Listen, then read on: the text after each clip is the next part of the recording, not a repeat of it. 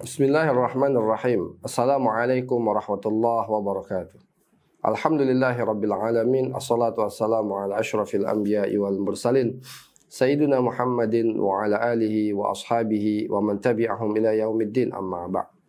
Hadirin pendengar setia channel Rumah Quran Al-Muslim yang dirahmati oleh Allah Subhanahu wa taala. Suatu saat sahabat Nabi Muhammad SAW bernama Ali bin Abi Thalib radhiyallahu anhu sedang berjalan. Kebetulan beliau adalah seorang khalifah yang keempat. Maka ketika beliau berjalan dan beliau menuju pasar, di pasar tersebut beliau bertemu dengan seorang Nasrani yang sedang menjual baju besi. Maka ketika Ali bin Abi Thalib radhiyallahu anhu melihat baju besi ini, Ali bin Abi Thalib sadar bahwasanya ini adalah baju besi dia yang hilang. Maka ketika itu hadirnya jamaah sekalian, Ali bin Abi Thalib radhiyallahu anhu mengatakan kepada orang Nasrani tersebut bahwasanya ini baju besi aku.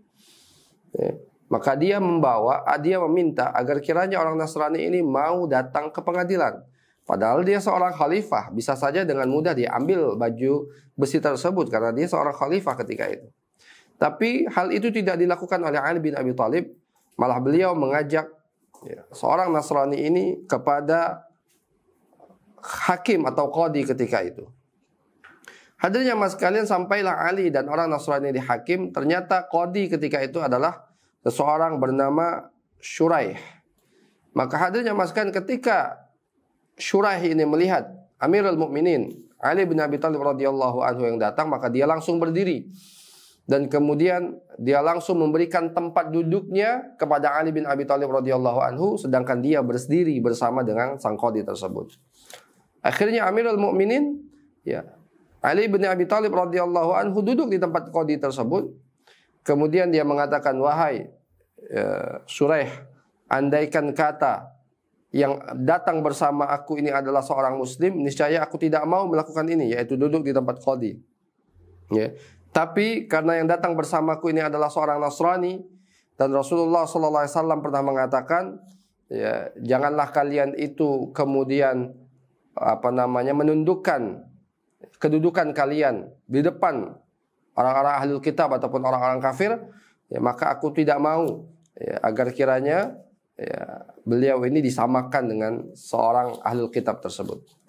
Maka akhirnya si Shuraih ataupun qadhi tadi bertanya kepada Imam Ali bin Abi Thalib radhiyallahu anhu, wahai Imam Ali, apa yang ingin engkau adukan? Maka dia katakan, wahai qadhi, wahai Shuraih, sesungguhnya dia menjual sebuah baju besi. Dan setelah aku melihat baju besi tersebut, aku tahu bahwasanya itu adalah baju besiku yang hilang.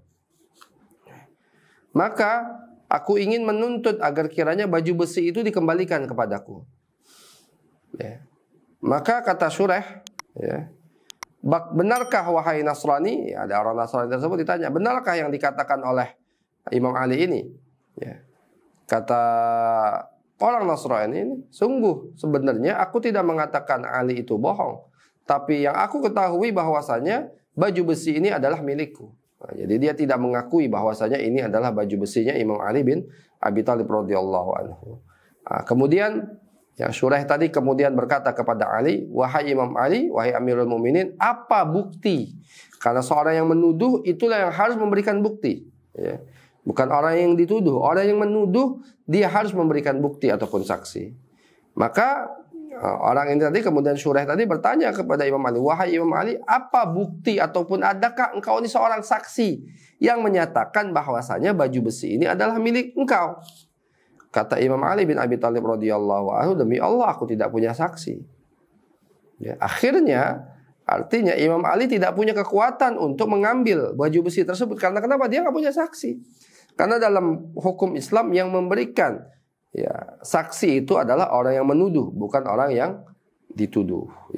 Maka akhirnya hadirnya mas kalian, kemudian inginlah diputuskan bahwasanya baju besi ini tetap milik sang Nasrani ini karena Imam Ali tidak memiliki saksi ataupun bukti bahwasanya itu adalah milik beliau.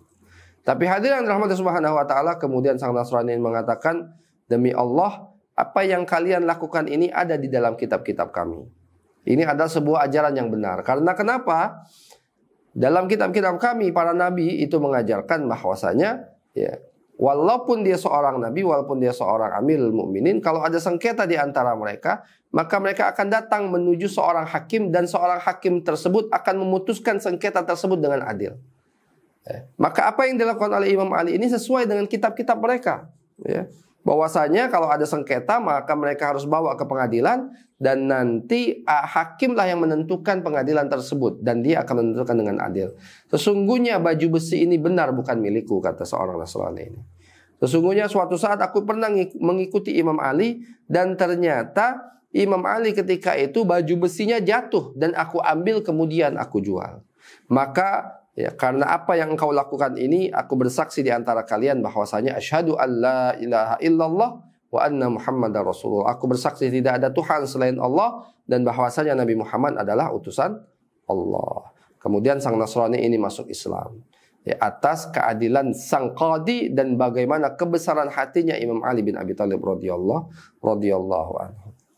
Ya, maka melihat sang Nasrani ini kemudian masuk Islam, akhirnya baju besi ini diserahkan kembali oleh Imam Ali, diberikan kepada dia, dan kemudian orang tersebut diajak oleh Imam Ali untuk berkeliling menggunakan kendaraannya. Bagaimana seorang Amirul Mukminin, seorang khalifah, seorang pemimpin mengajak rakyat biasa, bahkan dia orang yang baru masuk Islam, menggunakan kendaraannya bersama-sama untuk menghormati keislamannya. Maka pendengar setia channel Rumah Quran Al-Muslim yang dirahmati Allah Subhanahu wa taala, kita akan melihat bagaimana keadilan Islam dalam kisah ini. Ya, kisah ini mengajarkan kepada kita Islam itu agama yang sangat adil. Ya, Rasulullah melarang kita untuk berbuat zalim kepada siapapun. Bahkan kepada hewan dan tumbuhan sekalipun. Dalam keadaan perang tidak boleh membakar kebun-kebun, tidak boleh membakar pepohonan, tidak boleh merobohkan rumah-rumah, tidak boleh merobohkan tempat ibadah, tidak boleh menebang pohon. Bagaimana keindahan Islam? Bagaimana keadilan Islam? Nah, kisah ini mengajarkan kepada kita, seorang khalifah pun, ya, ketika dia tidak mampu memberikan bukti bahwasanya itu adalah milik dia, dia tidak mampu. Ya. Nah, bukan seperti di zaman sekarang yang hukum itu seperti pisau, ya, tajam ke bawah tapi tumpul ke atas. Tapi di zaman keindahan Islam, di zaman, ya, para khulafaur rasyidin, Islam itu benar-benar ditegakkan. Bahkan seorang Amirul Mukminin, seorang khalifah, seorang presiden kalau kita sekarang, ya, bisa dikalahkan hanya oleh seorang Nasrani, ya, yang tidak memiliki bukti apapun. Ya, tapi karena Imam Ali tidak punya bukti, dia tidak bisa mengembalikan baju besi ini, dan akhirnya karena keindahan Islam ini, yang membuat sang Nasrani ini kemudian masuk ke dalam agama Islam. Nah, jadi hadirnya maskan ini pelajaran untuk kita, bagaimana kita menegakkan Islam ini secara total 100%. Islam itu bukan hanya di masjid. Iya, di masjid ada Islam. Tapi Islam itu ada di setiap kehidupan kita. Islam itu ada di masjid, Islam itu ada di pasar, Islam itu ada di pengadilan, Islam itu ada di gedung DPR, Islam itu ada di setiap sendi kehidupan kita. Islam itu ada di rumah, Islam itu ada di warung, Islam itu ada di kantor. Semua dalam kehidupan kita yang kita tegakkan adalah Islam. Sehingga orang melihat Islam tidak tertutup keindahan Islam ini. Ya, sekarang ini sebagaimana para ulama mengatakan al-Islam mahjubun bil muslimin. Islam itu tertutup dengan muslimin. Artinya Islam, keindahan Islam tertutup dengan perilaku kaum muslimin. Ya.